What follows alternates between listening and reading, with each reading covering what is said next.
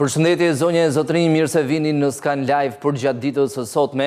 Do të fokusohemi tek ligji kundër duhanit në vendin tonë që është miratuar në vitin 2007. Ka qenë një ligj mjaft i mirë për të parandaluar ose për të minimizuar pirjen apo përdorimin e duhanit nga shqiptarët në vendin tonë dhe janë marrë masa drastike për sa i përket ndalimit të pirjes të ambientit dhe mbyllura, por njëkohësisht është parashikuar një rritje graduale e akcizës, gjithmonë më shumë për të demotivuar shqiptarët të përdorin duhanin. Ne do të diskutojmë më gjërësisht pak momente më vonë në lidhje me rezultatet që ka dhënë ligji anti-duhan në vendin tonë, por njëkohësisht do të diskutojmë edhe për sa i përket hapësirave për përmirësim të mëtejshëm, sepse nëse marrim shembuj vendet e zhvilluara, në ambientet publike, madje edhe në rrugë, pirja e duhanit është thuajse e pamundur.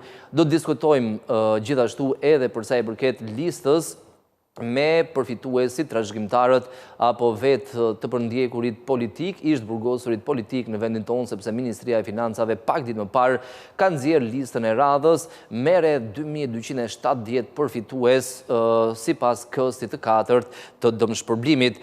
Fillimisht si çdo ditë do nisim me ecurinë e tregjeve ku vjet re një forcim i ndjeshëm i dollarit amerikan përballë monedhave kryesore ndërkombëtare si pasojë e një vendimi të gjykatës në Shtetet e Bashkuara të Amerikës, e cila ka anulluar vendimin e presidentit amerikan Donald Trump për të aplikuar tarifa ndaj importit të produkteve. Njëkohësisht, gjykata i ka bërë thirrje administratës amerikane të mos vijojë ta mbledh më pikërisht këtë tarifë vendosur ndaj produkteve të importit. Por menjëherë, në anën tjetër, Shtëpia e Bardhë ka njoftuar se e ka apeluar këtë vendim. Përjedhoi dollari amerikan është forcuar ndjeshëm si gjatë ditës së djeshme në sesionin amerikan, kur morë vendimi i gjykatës, por gjithashtu po qëndron në rritje edhe për gjatë ditës së sotme. Ky forcim i dollarit amerikan është reflektuar edhe në tregun e brendshëm të këmbimit valutor në raport me lekun. Sipas agjencisë këmbimi valutor Iliria 98, në mëngjesin e sotëm dollari amerikan blihet me 86.5 dhe shitet me 87.8 lekë, në rritje si në blerje ashtu edhe në shitje. Ndërkohë moneda europiane ka fituar disa qindarka, 2 qindarka me eksaktësisht në blerje përballë monedhës sonë, blihet me 97.9, ndërsa është e pandryshuar në shitje në nivelin e 98.6 lekëve. Në këtë mënyrë për herë të parë në thuajse 2 muajt e fundit, moneda europiane po shfaq një tendencë në rritje në tregun e brendshëm, mbase kjo edhe për shkak të ndërhyrjeve që ka bërë Banka e Shqipërisë në 3 muajin e parë të këtij viti. Sërish Banka Qendrore ka blerë monedhën europiane në treg për të parandaluar një zhvlerësim të mëtejshëm në vigjilje të sezonit turistik. Ende nuk është publikuar shuma e blerjes eurove nga Banka e Shqipërisë, por publikohet si gjithmonë në buletinin e 3 mujorit. Aty përcaktohet edhe shuma e eurove të blera. Përsa i përket frankës zvicerane, kjo monedhë është e pandryshuar në mëngjesin e sotëm, blihet me 104 dhe shitet me 105.2 lekë. Paundi britanik blihet me 116.4 dhe shitet me 117.7 lekë, ndërsa përsa i përket ecurisë së dollarit kanades, kjo monedhë blihet me 62.5 dhe shitet me 63.8 lekë, në rritje si në blerje ashtu edhe në shitje. Dollari australian gjithashtu ka fituar pikë në raport me lekun, blihet me 55.4 dhe shitet me 56.5 lekë.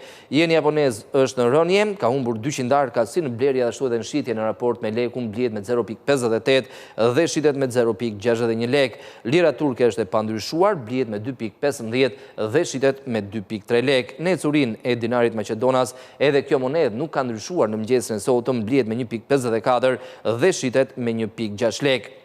Rubla ruse është në rritje të lehtë përballë monedhës sonë, blihet me 0.93 dhe shitet me 1.04 lekë, dhe së fundmi juani kinez blihet me 11 dhe shitet me 12.2 lekë mesatarisht.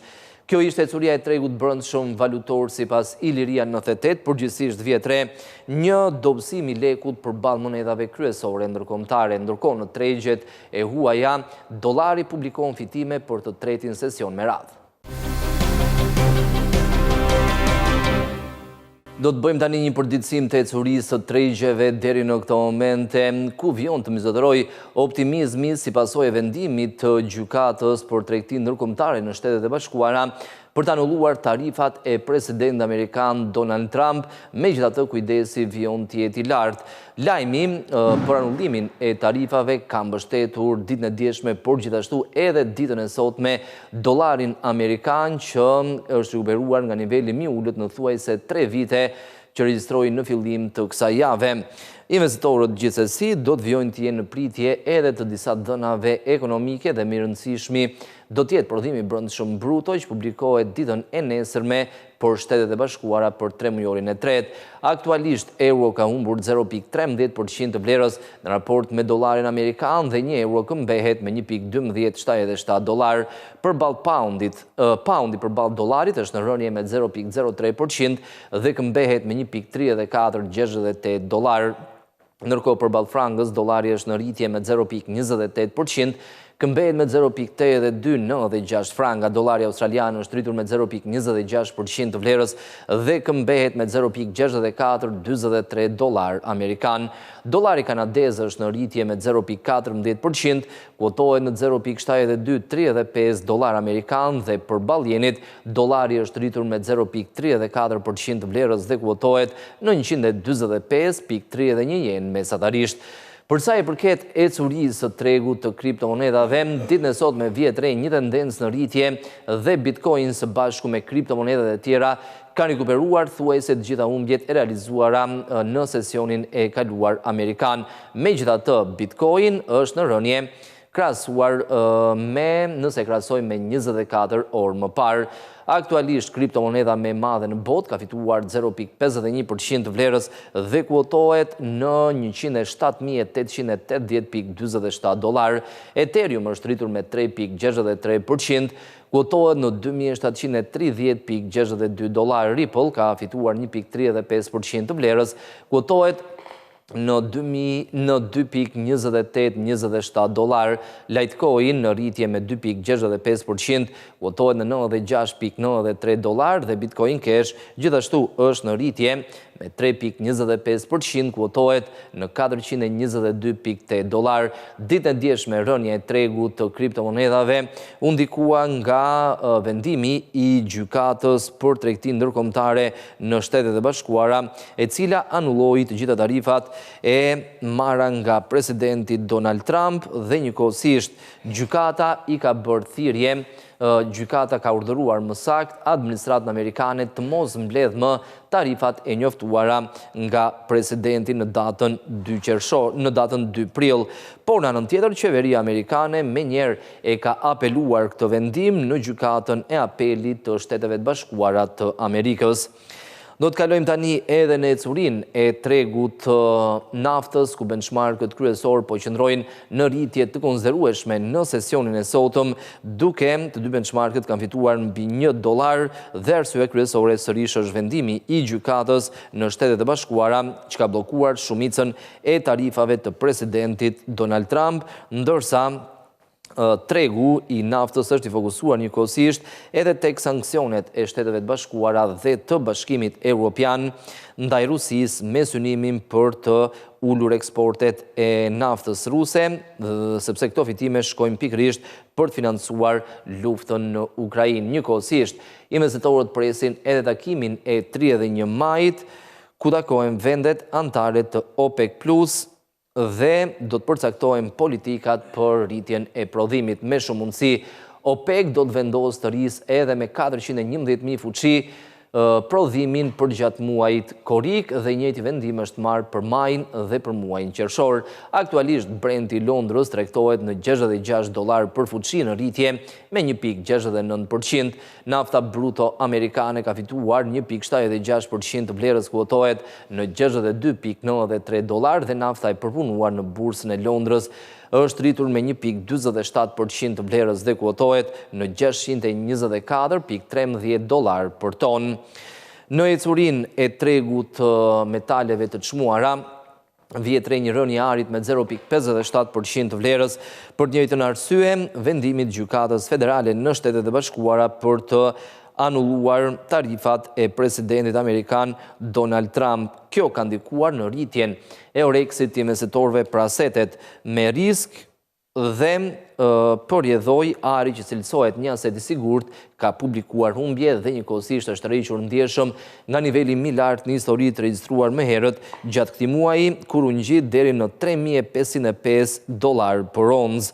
Investitorët në këtë treg do të presin njëkohësisht dhënat mbi prodhimin e brendshëm bruto për Shtetet e Bashkuara, që do të publikohen ditën e nesërme. Për 3 muajorin e parë bëhet fjalë dhe do të japin një panoramë më të qartë në lidhje me hapat e mëtejshme të rezervës federale në Shtetet e Bashkuara të Amerikës. Në këtë mënyrë, metali i verdh po publikon humbje për të tretin sesion me radhë. Aktualisht ka rënë me 0.57% të vlerës dhe kuotohet në $3.276.1 për onzë. Argjendi në anën tjetër është në rritje me 0.48%, kuotohet në $33.32 për onzë, ndërsa platini ka fituar 0.01% të vlerës dhe kuotohet në $1.074.7 për onzë. Një raport tjetër që do të publikohet ditën e sotme janë aplikimet për përfitimin e asistencës së papunësisë në Shtetet e Bashkuara për javën e kaluar, që gjithashtu do të përcaktojnë ose të japin një panoramë më të qartë në lidhje me gjendjen e tregut të punës në ekonominë më të madhe në botë. Në ecurin e bursave europiane, SMI Zyriut është pushim në sesionin e sotëm me rastin e infeste kombëtare në Zvicër, ndërsa indekset e tjera po tentojnë një rimëkëmbje. Për të njëjtën arsye, vendimi i gjykatës për të tregtisë ndërkombëtare për të anulluar gjitha tarifat reciproke të njoftuara nga presidenti Donald Trump për shumë vende anë mban botës, por gjithsesi qeveria amerikane ka apeluar menjëherë vendimin në gjykatën e apelit të Shteteve të Bashkuara të Amerikës. Investitorët janë fokusuar edhe tek fitimet 3 mujore të korporatave. Në ditën e sotme ishte kompania Nvidia e cila publikoi fitime më të larta se pritshmëritë dhe për këtë arsye aksionet janë në rritje me rreth 5%. Njëkohësisht prodhuesi i mikrochipeve tekaloi pritshmëritë e tregjeve edhe për sa i përket njësisë së biznesit që merret me qendrën e të dhënave. Kjo njësi biznesi regjistroi rritje prej 73% me bazë vjetore. FTSE 100 i Londrës dhe DAX i Gjermanisë janë rritur me 0.06 dhe 0.61%. CAC 40 i Parisit dhe FTSE MIB i Milanos gjithashtu janë në rritje me 0.98 dhe 0.58% të vlerës. SMI Zyriut është pushim në sesionin e sotëm. 3 indekset kryesore në Wall Street publikuan humbje. Për gjatë ditës së djeshme, Dow Jones ka rënë me 0.58% të vlerës, Standard & Poor's 500 dhe Nasdaq gjithashtu kanë rënë me 0.51 dhe 0.56% respektivisht. Ditën e djeshme, presidenti i Shteteve të Bashkuara të Amerikës, Donald Trump, u pyet nga gazetarët në lidhje me luhatjen e tregjeve si pasojë e politikave të tij, por ai u shpreh se janë thjesht negociata midis qeverisë amerikane dhe partnerëve të tjerë dhe nuk është një çorientim i tregut. Gjithsesi, në mënyrë të veçantë Wall Street, që nga dita e njoftimit të tarifave ka publikuar humbje të konsiderueshme, ndërsa pjesa tjetër e botës, bursat europiane, ato aziatike, kanë pasur një tendencë në rritje. Do të shohim njëkohësisht edhe ecurinë e korporatave të listuara në bursën e Frankfurtit në Gjermani, ku Infineon është rritur me 3.75%. Adidas, DRING, por Sartorius dhe Bayer AG kanë fituar nga 1.94 deri në 3.15%. Dhe në performancën më dobët në bursën e Frankfurtit, humbjet kryesohen nga sektori industrial, Vonovia ka rënë me 5.38%, ndërsa Rheinmetall, Heidelberg Materials, Ion dhe Deutsche Telekom janë rënje nga 0.27 deri në 1.76% të vlerës. Investitorët do të vjojnë të presin fitimet 3 mujore të korporatave për 3 mujorin e parë të këtij viti dhe në shumicën e rasteve, në mbi 60% të rasteve, fitimet e kompanive kanë qenë më të larta krahasuar me parashikimet e tregjeve, por analistët besojnë se mund të ketë një tendencë në rënje pikërisht për shkak të tarifave që Donald Trump i njoftoi në muajin prill në fillim të 3 mujorit të dytë të 2025-s. Kjo ishte curia e tregjeve deri në këto momente. Do të shohim tani disa nga zhvillimet kryesore nga vendi dhe fillimisht do të flasim për sa i përket të ardhurave në skemën e sigurimeve shoqërore, në skemën e pensioneve në mënyrë të veçantë. Referuar të dhënave zyrtare, janë plot 600 milion euro të paguara nga punonjësit dhe vjetre një shtesë me rreth 65 milion euro. Pavarësisht raportit të ullët midis kontribuesve dhe përfituesve, skema e pensioneve ka nisur të përmirësohet. Të dhënat zyrtare të Ministrisë së Financave tregojnë se të ardhurat nga kontributet e sigurimeve shoqërore dhe shëndetësore përgjatë këtij viti kanë pasur rritje të ndjeshme. Konkretisht për periudhën janar-prill 2025 janë narkotuar afro 59.6 miliard lek, apo rreth 600 milion euro detyrime të derdhura nga punonjësit në sektorin publik dhe privat në Shqipëri për sigurime shoqërore dhe shëndetësore. Nëse do ta krahasojmë me të njëjtën periudhë të vitit 2024, vjetre një kapërcim i lartë në të ardhura me rreth 6.5 miliard lekë apo 65 milion euro. E shprehur në përqindje, rritja e të ardhurave regjistrohet në 12.2%. Po ashtu ka edhe një rritje të ndjeshme në raport me planifikimin e bërë për këtë periudhë me rreth 22 milion euro. Nga ana tjetër, kjo shifër është rekord në dekadën e fundit, duke u rritur me mbi 60% në raport me vitin 2025. Edhe pse fenomeni i emigracionit vijon të jetë problematik, rënja e lindshmërisë gjithashtu, si dhe paralelisht rritja e numrit të përfituesve nga viti në vit, duket se disa nga reformat e ndërmarra në 2 vitet e fundit kanë kompensuar disi performancën në buxhetin e sigurimeve shoqërore. Sëparisht, rritja e pagave në sektorin publik, reforme zbatuar në 2023-2024, ndjekur dhe nga sektori privat, si dhe rritja e pagës minimale në shkallë vendi, solli dhe shtesë në detyrimet që duhet të paguajnë punonjësit për sigurime.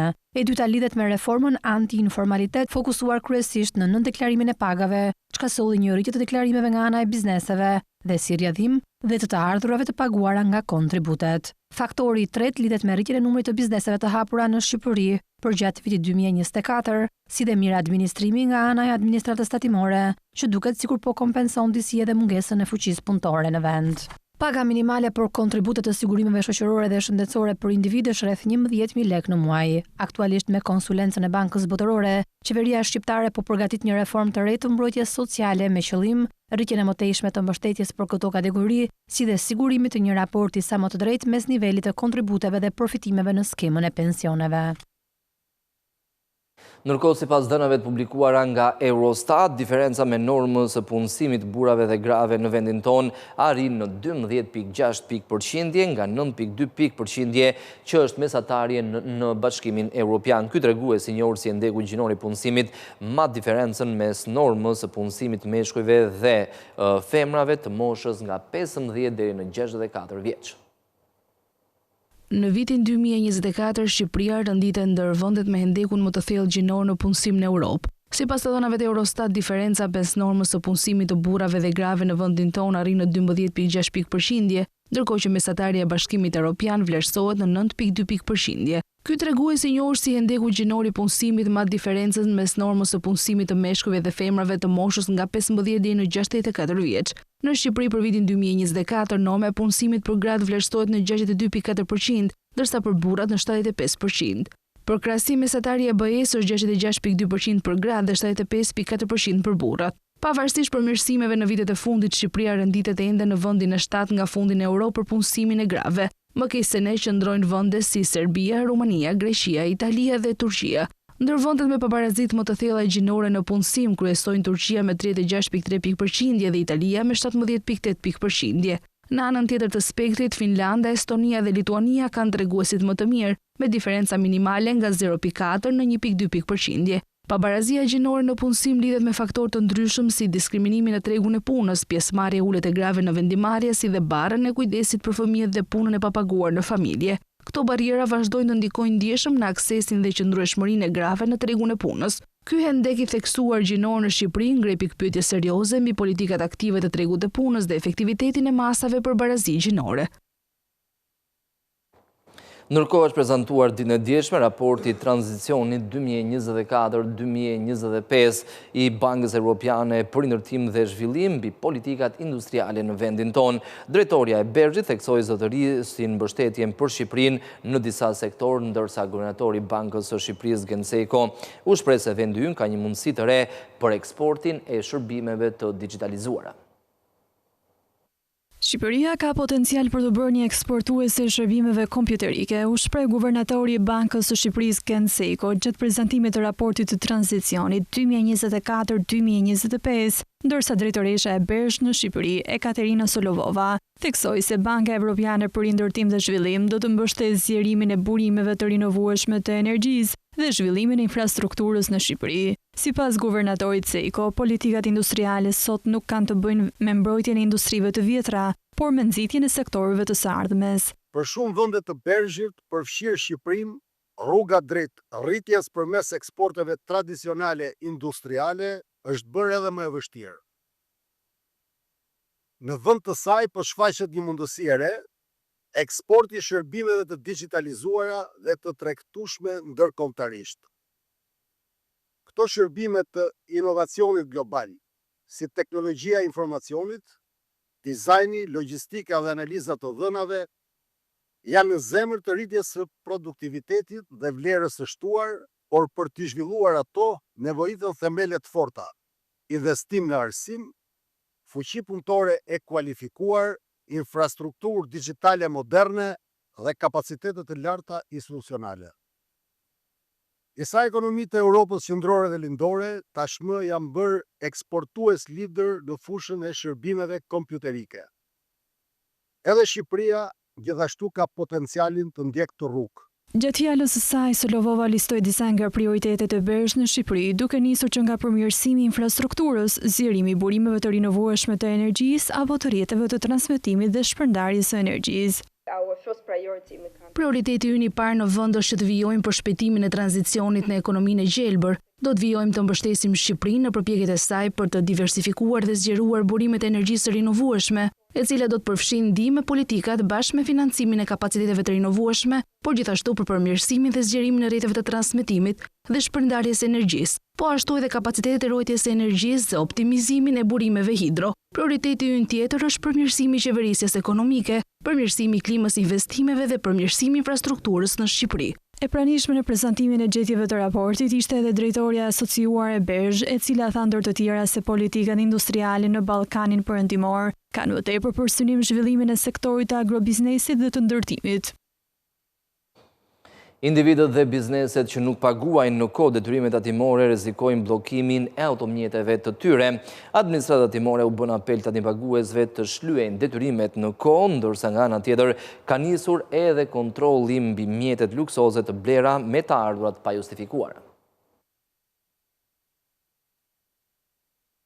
Tatimpaguesit që nuk paguajnë në kohë detyrimet e tyre rrezikojnë bllokim të automjeteve personale apo të biznesit. Administrata tatimore ka nënshkruar një marrëveshje me Drejtorinë e Përgjithshme të Shërbimeve të Transportit Rrugor, në bazë të së cilës është mundësuar kërkimi të dhënave mbi mjetet e tatimpaguesve në kohë reale në sistemin tatimor. Të gjithë tatimpaguesit në zbatim të legjislacionit në fuqi duhet të përmbushin në afat shlyerjen e të gjitha detyrimeve tatimore, pasi në të kundërt, administrata tatimore do të vendosë mas të sigurimit mbi mjetet dhe do të zbatojë të gjitha procedurat e mbledhjes me forcë. Tatimet ju bëjnë thirrje tatimpaguesve të përmbushin detyrimet tatimore në mënyrë vullnetare dhe të mos tjetërsojnë pasurinë e tyre për të shmangur këto detyrime.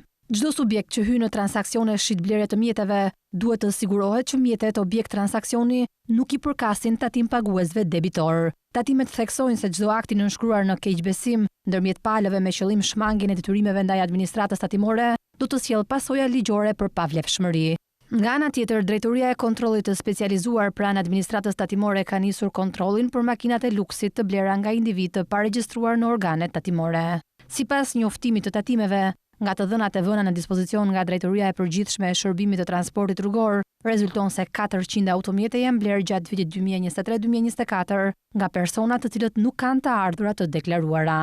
Administrata tatimore u sugjeron individëve të deklarojnë të ardhurat e përdorura për blerjen e këtyre mjeteve në mënyrë që të shmangin penalitetet. Sipas tatimeve, të gjithë individët që zotërojnë automjete të kategorisë luksoze do të përfshihen në procesin e verifikimit nëpërmjet analizës së të ardhurave të deklaruara pranë administratës tatimore, përputhshmërisë së tyre me vlerën e pasurive të zotëruara, si dhe dokumentacionit justifikues të burimit financiar. Gjatë periudhës janar-prill të këtij viti janë regjistruar plot 1277 mjete, 100% elektrike ose 56% më shumë krahasuar me të njëjtën periudhë të vitit 2024. Ndërkohë 32.8% e mjeteve me 0 kilometra të regjistruara për herë të parë janë tërësisht elektrike.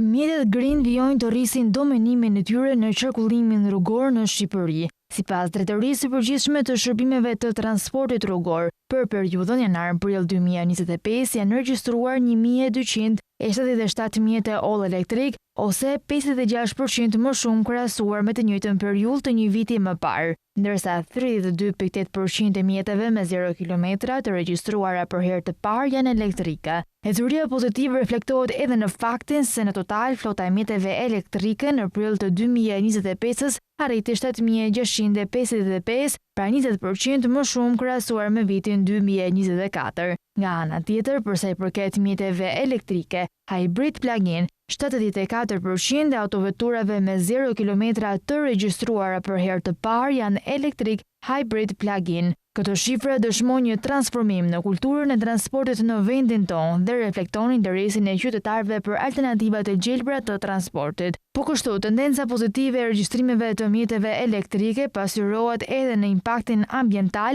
pasi ka kontribuar në uljen e emetimeve të dioksidit të karbonit me 10.104.600 kg dioksidi karboni në vit më pak. Kjo përkthehet në 336.820 mushkëri ambientale më të pastra. Po kështu, sipas dhënave nga Drejtoria e Përgjithshme e Shërbimeve të Transportit Rrugor, 72% e autoveturave të regjistruara gjatë janar-prill 2025 janë Euro 5 e sipër apo më të reja, duke përmirësuar ndjeshëm cilësinë, por edhe duke rritur sigurinë e flotës rrugore në vend. Shqipëria po ecën drejt një tranzicioni më mijësor me mjedisin. Të dhënat tregojnë për një rritje të interesit për makina ekologjike Green Event dhe një ndërgjegjësim të shtuar nga ana e qytetarëve, duke përqafuar teknologjitë e pastra në transport. Pavarësisht një ngadalësimi të lehtë në muajin mars, transaksionet përmes aplikacioneve ose faqeve online të bankave për 3 mujorin e parë të këtij viti rezultojnë ndjeshëm më të larta krahasuar me të njëjtën periudhë të 2024-s. Të dhënat zyrtare tregojnë se vlera e veprimeve me home banking është rritur me 15.7% në krahasim me një vit më parë. Në fund të 3 mujorit të parë, transaksionet përmes home banking pësuan një rënje të lehtë. Të dhënat më të fundit nga Banka e Shqipërisë tregojnë se pagesat e shlyera nga qytetarët përmes aplikacioneve të bankave apo faqeve të tyre online ranë me 0.1% në krahasim me shkurtin. Pavarësisht se më pak individë dhe biznese kryen transaksione me home banking gjatë muajit mars, pagesat që u realizuan kanë qenë në vlera më të larta se në shkurt, por jo më të larta se në janar. Sipas statistikave zyrtare, marsi regjistroi pagesa dhe transferta parash që kapnin një vlerë totale prej 196 milion lekësh.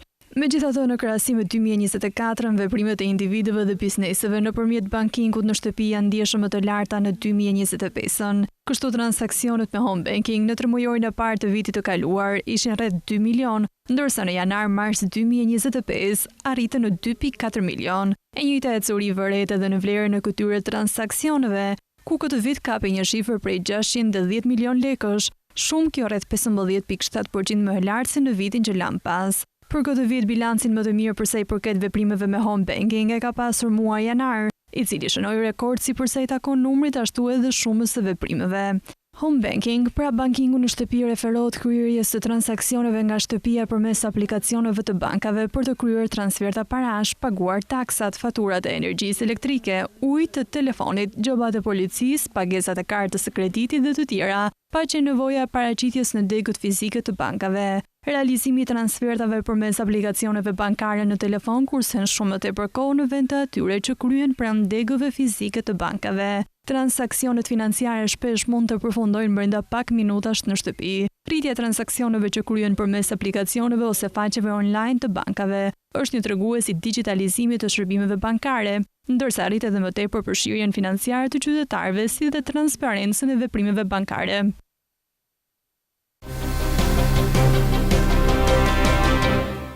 Në pjesën e parë Skan Live do diskutojmë për ligjin antiduhan në vendin tonë që ka hyrë në fuqi që në vitin 2007 dhe synimi kryesor padyshim ishte që sa më pak shqiptar, gjithmonë më shumë shqiptar ata që janë ose ishin konsumues të duhanit, ta linë atë dhe të tjerët mos ta fillonin. Mëgjërësisht do diskutojmë me mjekun, ekspert në shëndetit publik, zotin Orland Shuperka. Zoti Shuperka, mirë se erdhët.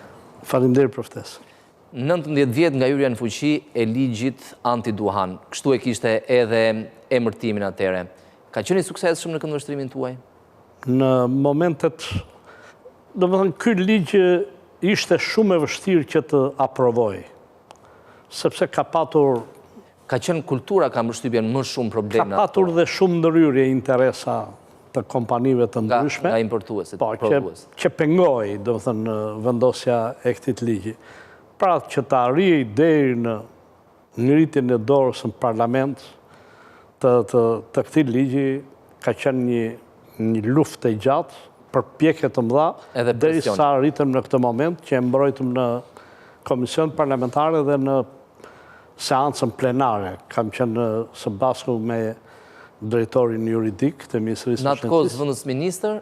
Jo, unë isha në pozicionin e ekspertit të ligjit. Për artimin e ligjit. Isha artuar ligjin, merresha me këtë problem, kontrollin e duanit dhe e mbrojta nga ana teknike, si teknicien në parlament.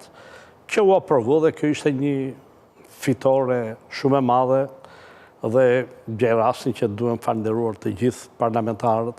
Patjetër, sepse efekt ka dhënë gjithsesi, pavarësisht problemeve që mund të ketë. Futi mendimin dhe edukatën dhe sensibilizimin që duani është i dëmshëm në shëndet. Pra, që populata mos të vërapoj pas pirjes së duanit, po të sensibilizohet që duani është i dëmshëm në shëndet, shkakton sëmundshmëri dhe stili i jetesës nuk është më i pëlqyeshëm. Pra nuk e nderuar që të pish duan. Ka dalë nuk është më në modë. Domethënë kjo, në qoftë se më parë e pinin artistët e kinematografisë dhe njerëzit e shuar edhe populata. Dhe ata i bëheshin si shembull për tjerët pastaj. Ishte model për tjerët. Tani, domethënë në këtë drejtim që u vendos ky ligj. Fillesat e vendosjes së ligjit, kanë qenë të vështira, por vetëm ishte sukses. Ne kemi filluar. Ka pasur edhe shumë aksione në atë periudhë. Po, ne kemi filluar, domethënë në orën 12 të natës, së bashku me gjithë kamerat gazetarët që kemi bërë kontrollet në... Po edhe media funksionon dhe ndryshe atëre. Kanë harë të gjitha. Domethënë dhe ndoshta një shtys të madhe në zbatimin e sukses të ligjit në moment e para ishte fuqia mediatike që bëri prezent ta shoqëronin në gjitha vendosjet edhe të gjobave, edhe të ndëshkimeve. Por data 26, se fillonte në orën 12 të natës, billboardat e kompanive të duanit që tregonin kishin mbushur gjithë rrugët e Shqipërisë, të autostradës, të qendrës së qyteteve, dhe atëre po shifrim që do të thënë edhe 10 orë dhe 12 orë dhe këta nuk po interesohen për t'i hequr. Nuk kishte detyrim ligjor? Jo, kishte detyrim ligjor, por në këtë moment së paku më bëra telefonat. Informova do të thënë që ligji zbatohet dhe qëndrimi ynë do jetë korrekt në zbatim të ligjit, natyrisht që sipas ligjit ishte i ashpër.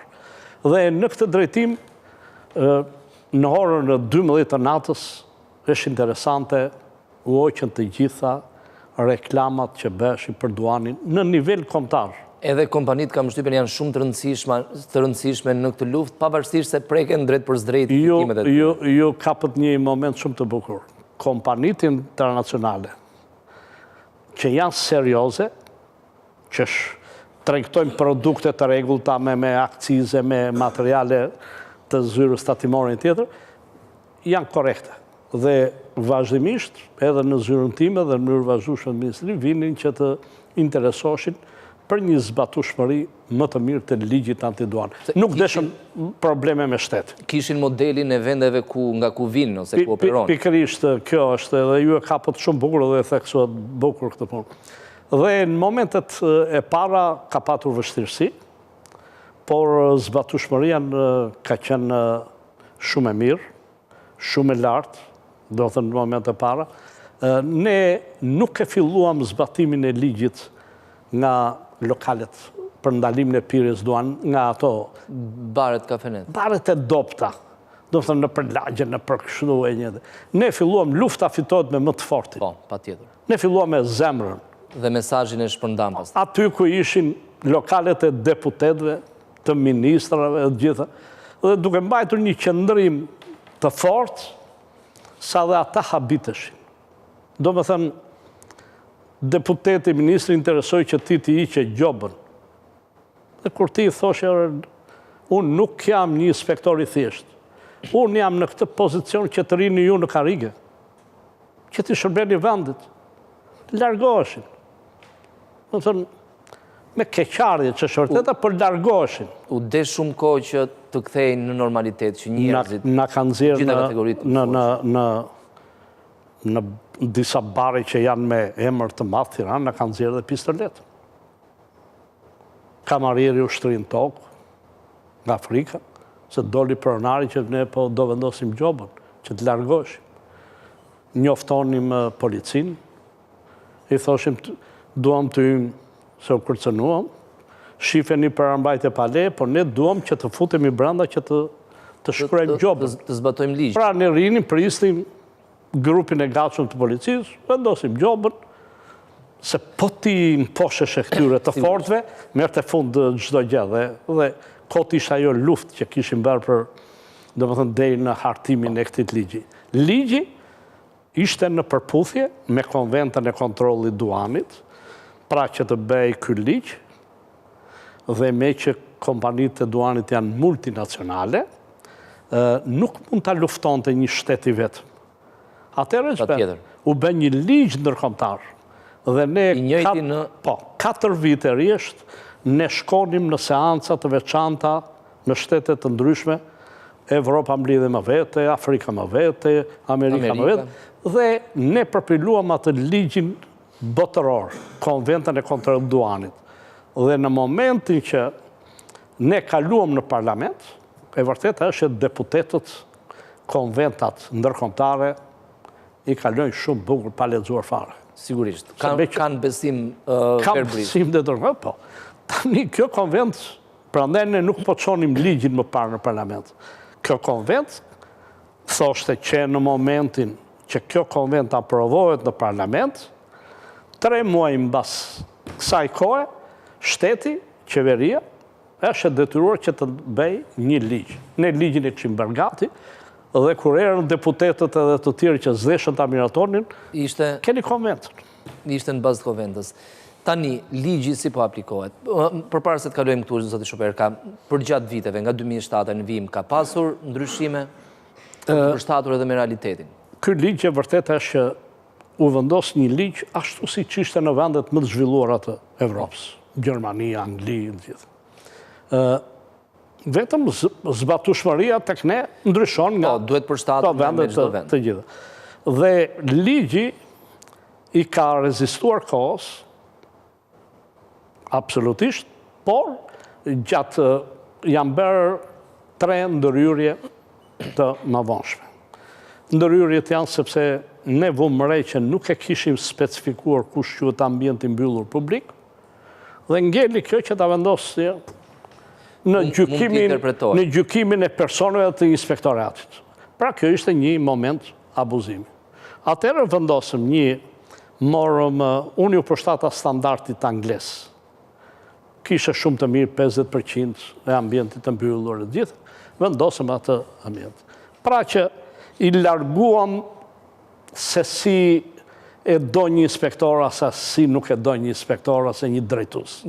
Pra vendosëm standardin. Kur ka interpretim pastaj edhe negociohet. Nuk ka, ishte quajë mbyllur. Masandaj, u vendosën dhe këto produktet e reja, dhe njërë tjetër u vendosë që rritja e gjobave.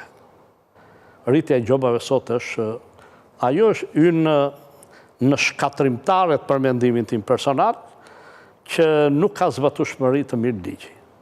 Sepse në qoftë se kapet një bar, një restorant, herë në parë, është gjoba 3 milion lek të vjetra. Në qoftë se kjo përsëritet brenda 3 muajve tjetër, kjo vete 6 milion. Dhe në qoftë se përsëritet pas 6 muajve, kjo vete gjoba e 3 do vendosë 18 milion. Këto janë ca shifra të çmendura për mendimin tim. Falimenton Barja. Nuk i vendos dot. Do më thënë ti thosh, a keni vjel në një gjobë 3 milion 618? Pra, nuk jam vjel të. Po janë vendosur? Atere, qëfar janë këto? Këto janë mjete që ndihmojnë dhenjen dhe marrjen në dorë. S'ka si shpjegoj. Edhe gjoba duhet jetë reale deri diku. Po pikrisht. Atere bëj gjobën të tillë që ti edhe ta gjobitësh, ai ta ndjej, domethënë, po jo gjoba të tilla marramenc, sepse nuk ka inspektor që të vendosi. Vendos një gjobë të tillë, ndryshon nipti nesër, ndryshon ato. Bredhin me gjyqe, me gjitha një tjetë, pra ti shqetson biznesin, e trem biznesin, dhe ti kryon mundësi për spekulime. Për negociata. Pra, unë përsëri që ndër i kësaj që këto lloj gjoba të tilla duhen eliminuar dhe duhet të ripar. Fakti është i tillë. Një nivel i arsyeshëm. Pikrisht, ashtu si që ka, do të thënë vendet e Bashkimit Evropian dhe edhe vendet e rajonit. Po i referohemi vitit 2024. Sa gjoba janë vënë nga Inspektorati i Shëndetit në zbatimin e ligjit të duanit? Janë vënë? Mund të vendosur 11 gjoba. Dhe atere, në rast se janë vendosur 11 gjoba, me të drejtë, unë gjykoj që ligji këtu zbatohet në mënyrë perfekte, sepse nuk ka shkeljet ligjit. Pra ne po shohim që shkeljet ligjit ka, pije duan në ambientet shumë të mëdha dhe të mbyllura, dhe përsëri nuk funksionon sistemi i gjobave. Shumë bare, zoti Shuperka, ka ndarë një ambient jashtëm që deri diku është i mbyllur, por edhe mund hapen tendat apo edhe dritaret, pjesa tjetër është brenda i mbyllur komplet. Aty nuk lejohet, këtu lejohet. Kjo është e drejtë? Kjo është si në dhomë të gjumit nuk lejohet dhe pjetë në gushin. Pra në dhomë në ndenjës. Të gjitha këto lloj ambientesh, që janë të bëra në këto lloj forme, janë të gjitha ambiente të mbyllura sipas ligjit shqiptar. Pra ato quhen të mbyllura. Dhe po shifet kjo, sepse po të qëndrosh në ato ambiente, do vesh në shtëpi, do varësh rrobat, se do vijë realisht, mos në dimër është i mbyllur komplet. Totalisht i mbyllur. Prandaj në këtë drejtim, kjo është thirrja ime që i bëj dhe Ministrisë së Shëndetësisë, edhe struktura e ligjit zbatuese. Ky ligj nuk është bërë për luks. Nuk është bërë për spaleta. Ky ligj është bërë për t'i shërbyer shëndetit publik. Atëherë, lirojeni këtë punë. Do të thënë nuk ka pse të përdoret. Përveç, po. Se vetëm nga duanpirja pasive në nivel evropian ka një shifër të madhe vdekjesh. Vetëm nga duanpirja qëndrimi në ambient me tym duan. Aktualisht, ka nevojë për përmirësim ligji? Duke parë gjithmonë realitetin. Po, natyrisht kjo duhet të jetë një pika që duhet të ripar gjobat. Ku do ndrynit ju në qoftë se do ishim prapë në 2020? Unë do më thënë do sugjeroja që ka ardhur koha që të bëhet një round table. Të gjithë grupet e interesit, grupet e interesuara, ekspertët e shëndetit publik, ekspertët e inspektoratit, të diskutonin çfarë kanë patur ata vërejtë e një tjetër që ndodh në zbatim të ligjit. Dhe konkretisht një pikë është, ne themi që gjobitet edhe ai që shkel ligjin.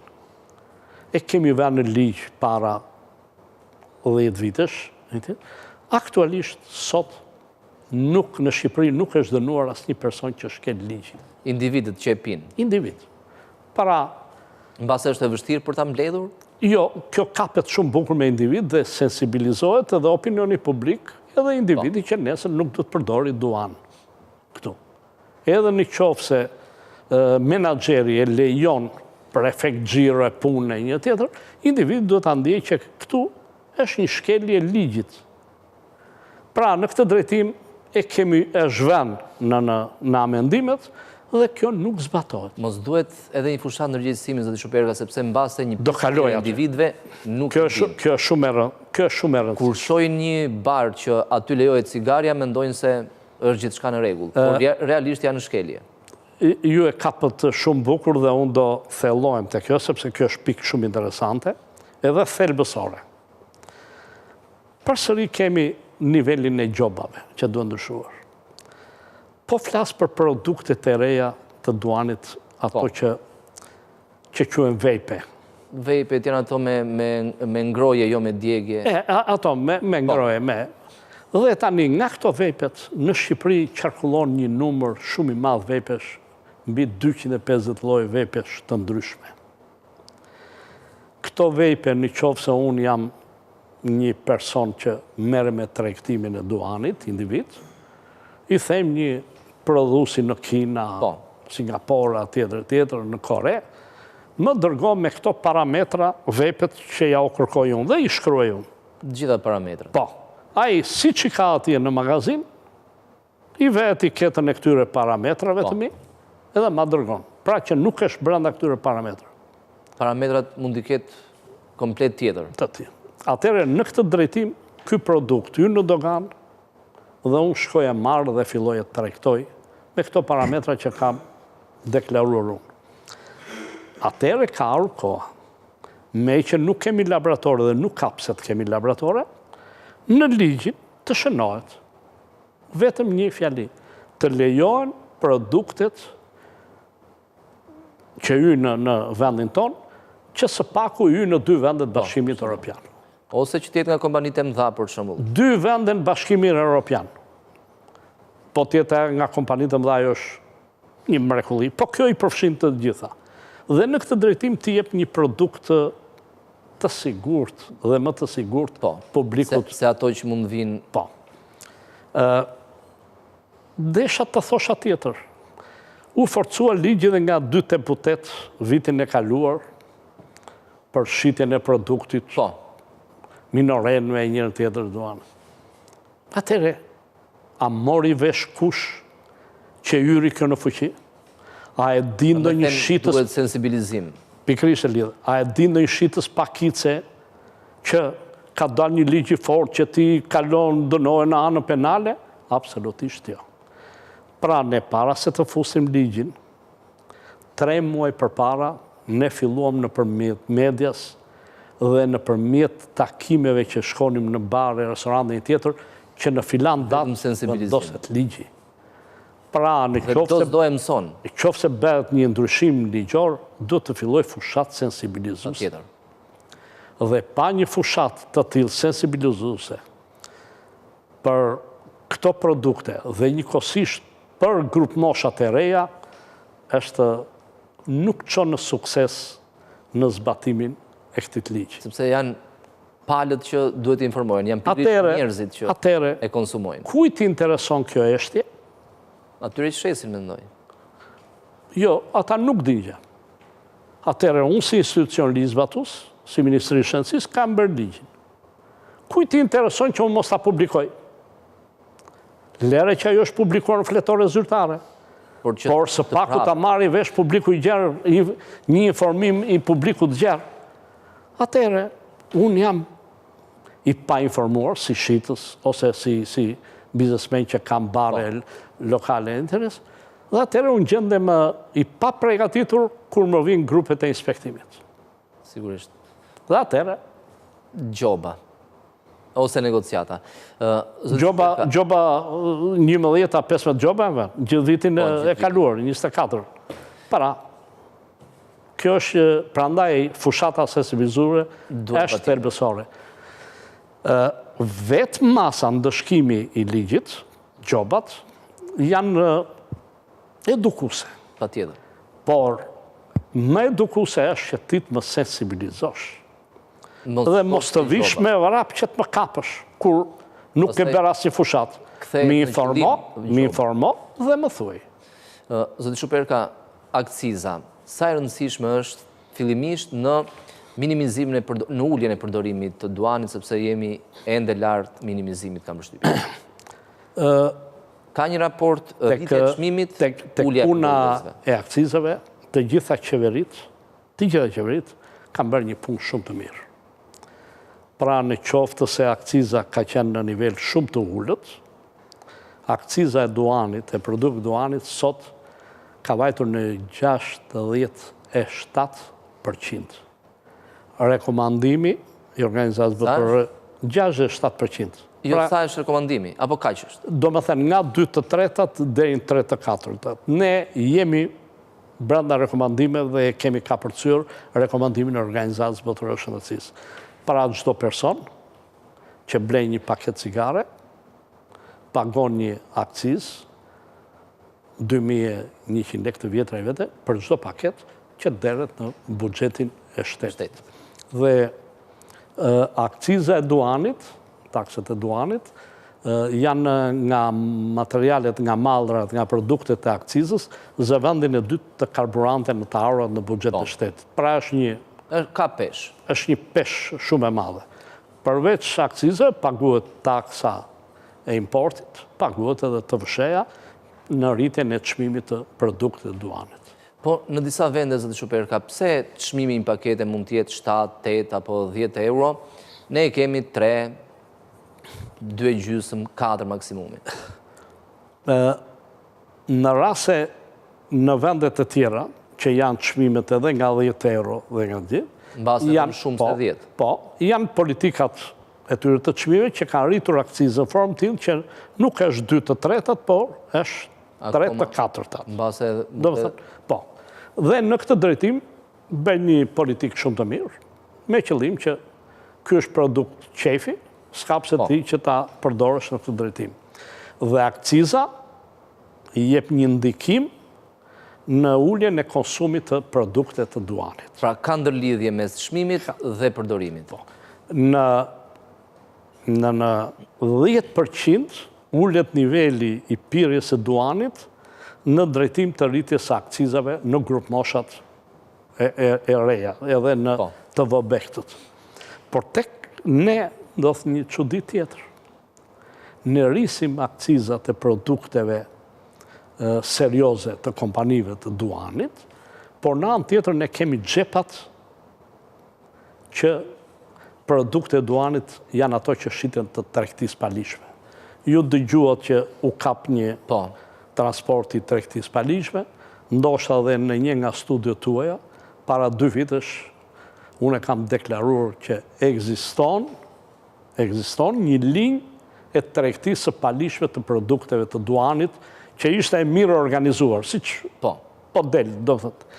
Përveç kësaj, ne prodhojmë edhe duan të vendit, që 1.100 ton ne e eksportojmë, gjëthet e duanit, nërsa pjesa tjetër rreth mbi 1.000 ca ton, ngel në vend. Dhe shitet, kam shtypjen e Kjo shitet të bëra vetë, dhe shitet, do thënë, është cilësia duanit që është 15.000 kilogrami dhe 30.000, dhe del që një paket cigare, nga i 15.000 del 300 lekë të vjetra, kur në trege ke 3.000 ca, 10 fish, po, dhe 600 lekë ajo cilësia me mirë e duanit më të mirë, do thënë që del në këtë. Atere, në qofë se ne rrisim akcizët, rrisim çmimin e duanit, që mos ta përdorin grupet vulnerable dhe grup moshat e reja, atëherë ti krijon hapësira. Dhe këto hapësira krijojnë që të kalojnë në këto produkte, që janë edhe të pakontrolluara, nuk pagohet edhe taksë në buxhetin e shtetit. Dhe vetëm nga kjo tregtie palishme, shifra që humbet çdo vit buxheti i shtetit janë shifra amarramense sa mund të hapej një tunel tjetër siç u hapa i Llogaras, shapi Elbasanit. Pra, pikërisht do të thënë, shifra të tilla humbet buxheti i shtetit nga tregtia palishme. Pra, në këtë drejtim do parë është realisht një problem. Është problem dhe është problem serioz. Ju thatë që në vendet e tjera është 10 euro, 11 euro, një tjetër. Por, në bazë të pagesës ditore që marrin qytetarët e këtyre vendeve, nëse krahasoj me të ardhurat. Ajo zë vetëm 9% të ardhurave të tij mujore. Këtu ka një tek ne është 15 deri 20% të ardhurave mujore. Pra kjo është dy fishi problematik. Është e vërtet që është rritur dhe shitja këtyre produkteve, se të gjithë tuajt që vinë. Ose ne vendas si shqiptarë që dalim jashtë për njerëzit tanë me një tjetër, dalim me brenda regula me steka. Aq sa lejohet. Cigare. Me gjithatë, çdo ganimet kanë mbi 10 vite, 12 vite, që janë të stopora në shifrën plus minus 3.000 ton. Janë aty. Janë konsumojnë më tepër, por do themi këta në qoftë se në vitin e kaluar 3.086 ton u çdoganuan në Shqipëri, në Kosovë, me një popullsim të vogël, u çdoganuan 4.087 ton. Diferenca është tregu i brendshëm, ai që tham pak më parë. Jo, popullsim me vogël Kosova se ne, dhe çdoganon 4.000 ton. Karakteristikat i kemi njësoj, duam pirës aty, duam pirës ku. Pra, ky është problemi i tregtisë së palishme që mbasim në... Dhe janë të humbura për buxhetin e shtetit, të ardhurat munguara. Të rinjt, zoti Shuperka, për ta mbyllur me të rinjt që janë edhe ardhmja. Janë problema aktualisht për sa i përket duam pirës? E vërteta është që është problem. Të rinjt, por edhe në disa vende të tjera, pothuajse janë dyfishuar nga 5 vit më përpara niveli i pirjes së duanit të rinj. Duke kaluar në këto produkte të reja të vejpeve që me ato mund ta nisin dhe pastaj kalojnë shumë lek tek tradicionale. Unë do t'i bëj thirrje prindërve. Ato kanë nikotin. Ato nuk janë dizenjuar për grup moshat e reja. Ato janë absolutisht të ndalueshme. Ato nuk t'i japin zhvillim mendor të rregull të trurit gjatë kohës që ti je me studime dhe je në shkollë. Dhe ato të rrezikojnë nesër nga nikotina. Varësia krijohet edhe me. Që të krijojnë një varësi. Është e vërtet që këto nuk kanë katran dhe monoksid karboni. Janë produkte më pak të dëmshme. Po këto nuk janë dizenjuar për këtë grup mosh. Këto nuk janë dizenjuar as për personat që nuk e pin duan. Pra nuk rekomandohen personat që pin duan. E provon për qef, por... Jo, në fundit edhe këto janë 5% të dëmshme. Në qoftë se ato janë 95%, këto janë 5%. Atëherë, në këtë drejtim, nuk rekomandohet. Këto rekomandohen vetëm për personat që nuk arrin do të lënë duanin. Pra një periudhë tranzicioni për ta lënë. Fantastike. Pikërisht kjo është vetëm periudha e tranzicionit që ti të kalosh në procesin e lënies së duanit. Funksionojnë? Të ndihmojnë të paktën? Sepse duhet edhe vullneti kam përshtypjen. Në Angli, është raporti para 3 ditëve, ka 5.600.000 duan pirësa. 65% e personave që pinin duan, që kanë lënë duanin, 65% të tyre, e kanë lënë nëpërmjet këtyre produkteve. Pra, do të thotë funksionon. Dhe në qoftë se Anglia ka qenë me shifrën e pirjes së duanit me 23.5%, brenda 16 viteve ka vajtur me 12.3% në duket. Ngaboj 2.3 a 2.4. 12 për të rrugëllakosur. 12%. Pra, në këtë drejtim, këto produkte përdoren në Angli, Japonia, ka patur rezultate të shkëlqyera.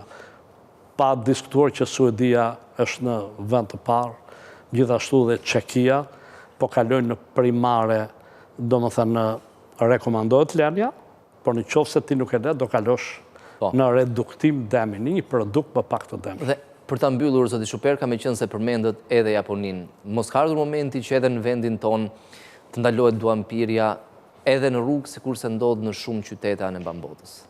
Apo është... Kam filluar edhe në për plazhe.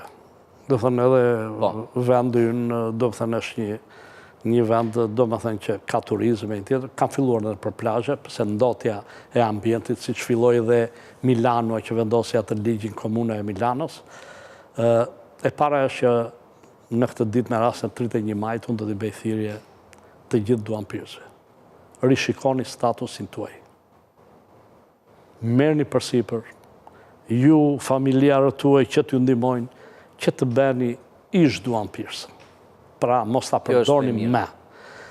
Kontrolloni në mënyrë korekte, jo të kontrolloni lirinë e fëmijëve tuaj, po kontrolloni mënyrën e stilit jetesë së fëmijëve tuaj që mos përdorin këto produktet e reja të duanit. Dhe tjetra për gjithë ata që nuk arrin ta lënë duanin, të kalojnë në produkte më pak të dëmshme. Drejtoni informacionet në internet. Drejtoni ChatGPT-s. Çka u thanë këtu, futi ChatGPT-s, të gjitha do t'i gjesh të konfirmuar. Që këto produkte... Mjafton dëshira, burimet janë gjithandaj. Prandaj, vullnet, merrni përsipër një nisëm, ka ardhur koha që duhet një plakje e hishme. Pra mos të kesh një plakje që të zesh shtratin dhe të jesh i paregullt në mënyrën e tesës. Atëherë në këtë drejtim, ashtu si një ushqim i kontrolluar, siguria ushqimore, ashtu si ajri, ndotur i tjetër, kështu është dhe pirja duanit. Prandaj, kjo do jetë thirrja që i bëj të gjithë. Faleminderit, zoti Shuperka, të shpresojmë që thirrja juaj të dëgjohet. Unë ju falenderoj për ftesën dhe gjithë. Do ndjekim tani një material i cili flet pikërisht për certifikimin e 77 oficerëve në shkolla në kuadër të sigurisë. Në shkollat e vendit tonë, e pranishme njëkohësisht, ishte edhe ministria Zonja Manastirliu. E ndjekim. Oficerët sigurisë që sot ju certifikoheni nga Akademia e Sigurisë, Ministria e Brendshme, si figura profesionale që do të shërbeni me përkushtim dhe profesionalizëm në institucionet tona të arsimit. Sigurisht që një nga prioriteteve tona mbetet siguria në shkolla, siguria në komunitet. Në një kohë e cila lëviz në mënyrë maramëndse përmes teknologjisë, inovacionit, përmes zhvillimit të digitalizimit, ku përfshin patjetër edhe gjithë komunikimin interaktiv dhe virtual mes fëmijëve, mes njëri tjetrit, por edhe me botën jashtë kufive, është shumë e rëndësishme që ne të kujdesemi për atë që është qëllimi parsor i sistemit arsimor për edukimin e fëmijëve tanë, dhe nga ana tjetër të sigurojmë që përmes instrumentave dhe mekanizmave që ne vendosim, të mundet që të garantojmë sigurinë dhe mirëqenien e tyre, emocionale, psikologjike, zhvillimin e tyre dhe ajo që jemi duke bërë përgjatë gjithë punës sonë është fuqizimi i mekanizmave të parandalimit ndaj çdo forme të dhunës, ndaj bullizmit apo fenomeneve që ndikojnë negativisht në mirëritjen dhe zhvillimin e fëmijëve tanë.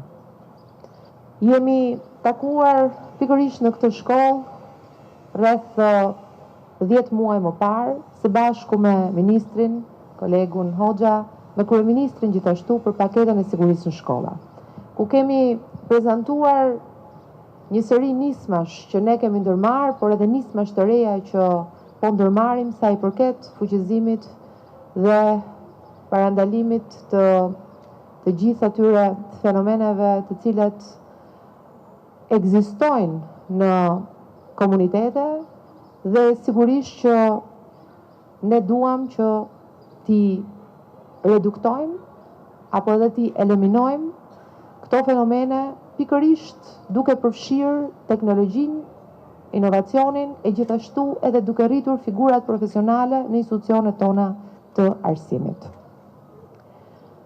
Më tej kemi prezantuar një plan të ri veprimi për sa i përket fuqizimit të mekanizmave të parandalimit. Një plan i cili është konsultuar gjërësisht me rreth 65.000 prindër, ku një rol të rëndësishëm kanë patur këshillat e prindërve, këshilli kombëtar, këshillat rajonal, dhe prindrit në të gjithë institucionet tona të arsimit që kanë marrë pjesë më shumë se 1300 konsultime të kryera, ku kemi qenë dhe këtu në shkollën Kosova në një prej këtyre konsultimeve, dhe kemi diskutuar me ju, me prindrit, se si ne mundet që të avancojmë edhe më shumë drejt fuqizimit mekanizmave të parandalimit, drejt rritjes figurave profesionale, drejt përmirësimit të protokolleve të punës, drejt përfshirjes të gjithë elementeve që lidhen me digitalizimin për informacionin më të shpejt dhe në kohë reale të prindërve,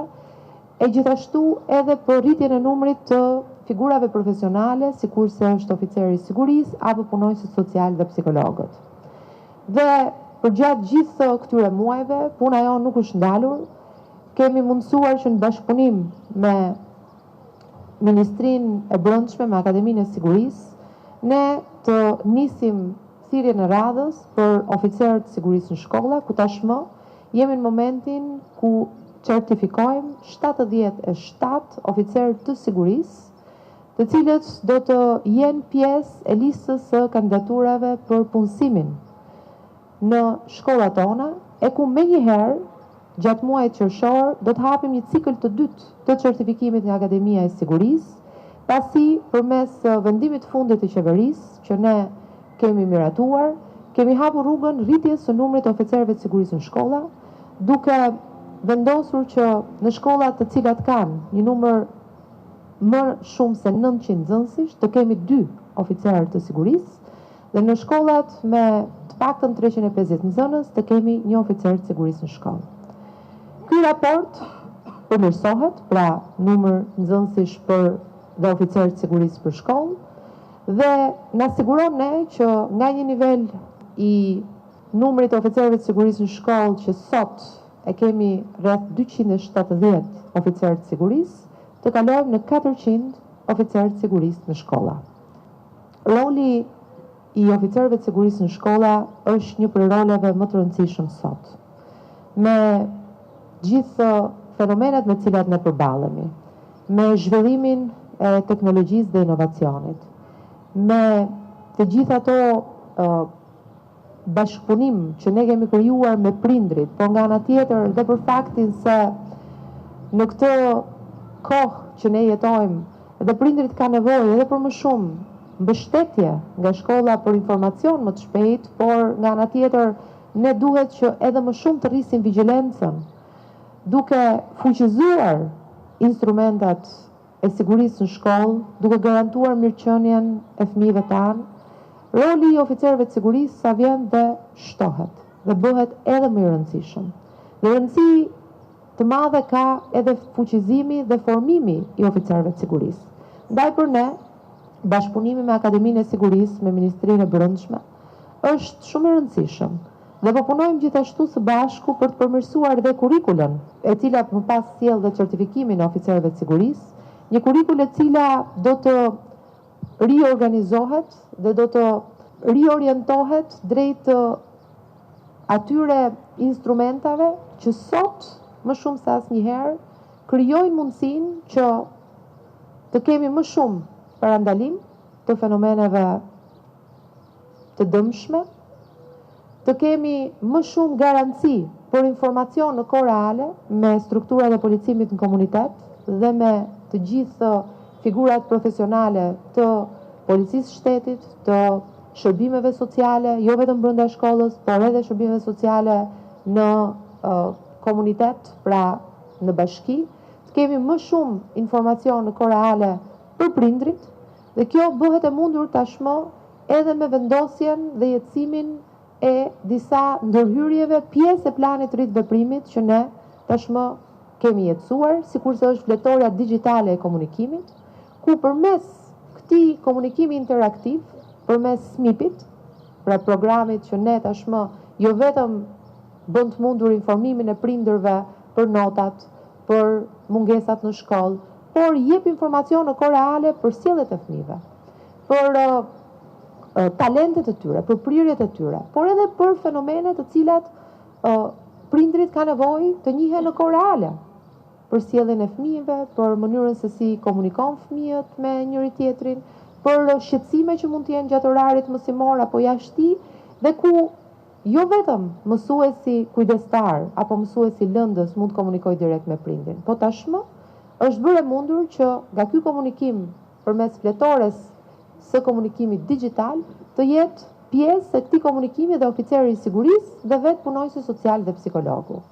85.000 janë komunikimet mes prindërve të nxënësve që janë informuar në kohë reale për gjatë këtyre muajve për dhënje informacioni nga më shumë se 8.000 mësues dhe më shumë se 400 punonjës social, psikolog dhe oficer sigurie në shkolla. Pra imagjinojeni se çfarë kontakti i shpeshtë është vendosur falë përdorimit të teknologjisë dhe informacionit përmes e-Albanias dhe sistemit të informacionit, menaxhimit, arsimit parauniversitar ose ndryshe SMIP, sikurse ne e quajmë shkurtimisht. Është një mënyrë e shpejtë e komunikimit me prindrit, pra fletore e komunikimit digital, që vendos një marrëdhënie direkte, informon në kohë të shpejtë dhe nga ana tjetër krijon edhe një arkivim të gjithë informacionit, i cili më pas na jep ne të gjithë mundësinë për të ditur evolucionin, pra zhvillimin e sjelljes së nxënësve, komunikimin dhe frekuencën me prindrit, dhe patjetër që nuk shmangim në asnjë moment takimin me prindër i cili ndodh në mënyrë frekuente në shkollë, por ky komunikim interaktiv na lejon ne që prindin ta kemi edhe më afër shkollës, po nga ana tjetër të ndikojmë drejt për drejt në mirëqenien e nxënësve tanë. Roli i oficerëve të sigurisë në shkolla është një prej roleve më të rëndësishëm. Prandaj dhe ne kemi vendosur ta fuqizojmë atë. Jo vetëm duke shtuar numrin e oficerëve të sigurisë, që tashmë, duke filluar nga viti i ri ardhshëm shkollor, do të kemi 400 oficerë sigurie në shkollat tona, përfshirë dhe arsimin profesional, ku dhe aty kemi përfshirë për herë të parë rolin e oficerëve të sigurisë në shkolla, por nga ana tjetër edhe një paket të re të gjithë informacionit përmes kurrikulës së re që ne jemi duke punuar me Akademinë e Sigurisë, që ju jo vetëm që jeni të certifikuar apo që certifikoheni sot, të keni mundësi që të keni të gjithë dijet dhe aftësitë për të përballur me fenomenet në shkollë dhe për t'i adresuar ato në kohë të shpejtë, sepse roli juaj kryesor dhe objektivi juaj kryesor është parandalimi dhe sigurisht dhe ndihma në kohë reale. Por nga ana tjetër, ju të keni mundësi dhe të jeni të trajnuar në vazhdimsi. Pra edukimin në vazhdim i gjithë figurave profesionale, njësoj sikurse ne bëjmë me mësuesit, me punonjësit social dhe psikologët, dhe në të njëjtën kohë edhe me oficerët e sigurisë na ndihmon ne të përmirësojmë cilësinë e shërbimeve psikosociale brenda shkollës, e shërbimit të oficerëve të sigurisë brenda shkollës, dhe sigurisht dhe të sigurojmë mirëqenien dhe sigurinë e fëmijëve, e nxënësve tanë në sistemin tonë arsimor, në institucionet tona dhe në shkollat tona. Ndaj sot unë jam vërtet e kënaqur që përfshim në rrjetin tonë të oficerëve të sigurisë dhe 77 oficerë të rinj sigurie, që menjëherë do të bëhen pjesë e institucioneve tona të arsimit parauniversitar për të marrë këtë përgjegjësi të re, për të marrë këtë rol të ri. Rolin e mbështetësve, të nxënësve dhe të parandalimit të fenomeneve të dëmshme në shkollë. Rolin e figurave profesionale me një përgjegjësi dhe me një barë mbi.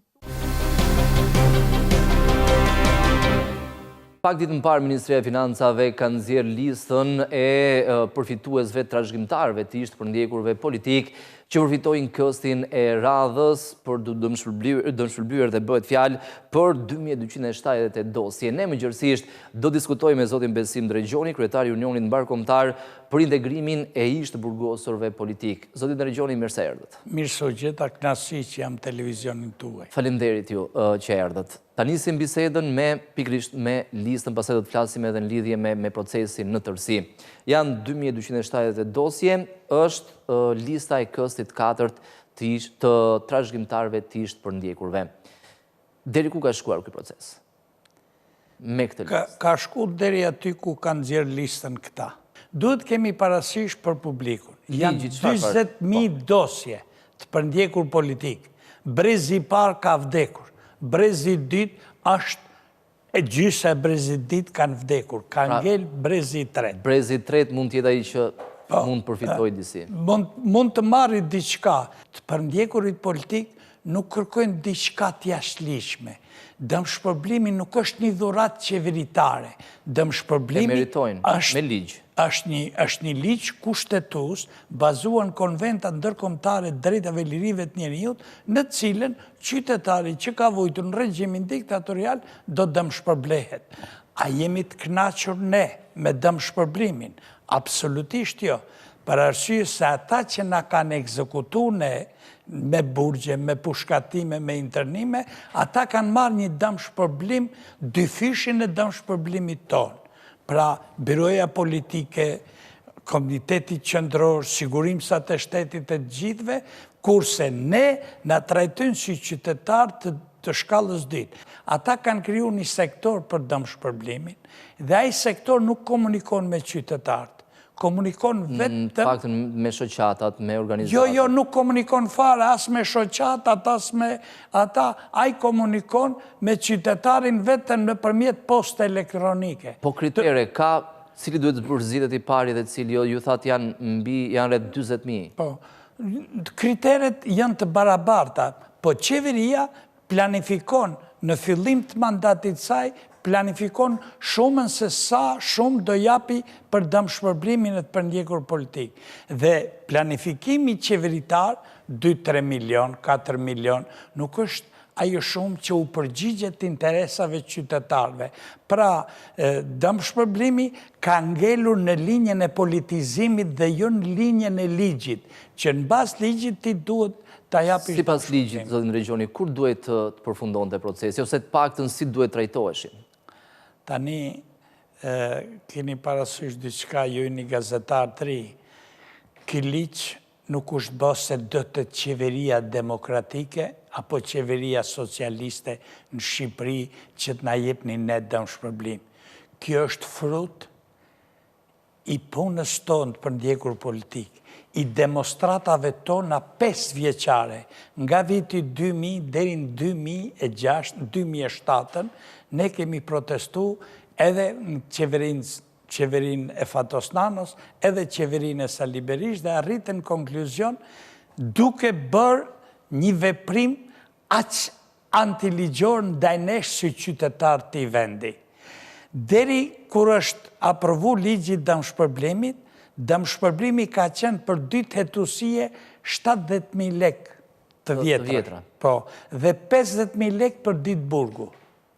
Këta ndryshun ligjin të 2 partitë, edhe Partia Demokratike dhe Partia Socialiste, ndryshun ligjin dhe e ban 50.000 lek për ditë burgu, për ditë hetusie, edhe 20.000 lek për ditë burgu. Të 2 kategoritë ullën me 20.000 lek të vjetra. Po, me 30, kjo e burgut ullë me 30. Dhe, mirë, e ban. Por problemi ishte se nuk përcaktu në fate. Shumë burgosur politik që kanë kriju familje, mas i kanë dalë 90 nga burgu, i kanë lënë fëmijët e mitur, dhe ata sot nuk pranoheshin nga qeveria socialiste të dëmshpërblejnë fëmijët e tyre, për arsye se u kishte dhanun këtyne 2.000 burgosërve që qenë gjallë, nga 36.000 u adha këstët me njerë qeveria majtë. Por, problemi qëndron që këto kanë bërë një politik, tani edhe epitetet i ke shumë të zorshme ti përmendish, kanë bërë si qytetar dorës 2, dorës 3. zotri, ligji përcakton që ti çdo vit mu duhet mapish dëmshpërblimin si qeveri.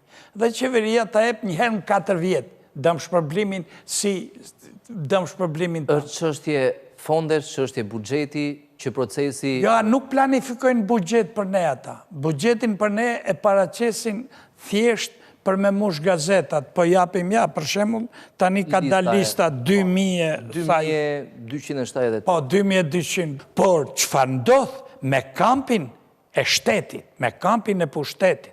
Ndodh e njëjta metodë e komunizmit për çmimi edhe mosdhënia e të drejtës ligjore që takon ty dëmshpërblim. Zotë Ndërgjoni, sa përfitues janë në total dhe sa kanë përfituar deri tani? Digjo, unë po t'jap një llogarit për afërt. Deri tani, dëmshpërblimin e 40.000 për ndjekur politik... 40.000 janë total? Po, 20.000 familje. Këta dëmshpërblimin e të përndjerë, se llogaritë, dëmshpërblimi ndahet në trashëgimtarët mund t'jenë... Janë pa fund, janë shumë. Një burgosur mund t'ketë 5-6 fëmijë, llogaritë se... Pastaj Nipra, Mbesa. Jo, po, Nipra dhe Mbesat, kur është i burgosur i gjallë, nuk i marrin, për që rëndësi ka jo.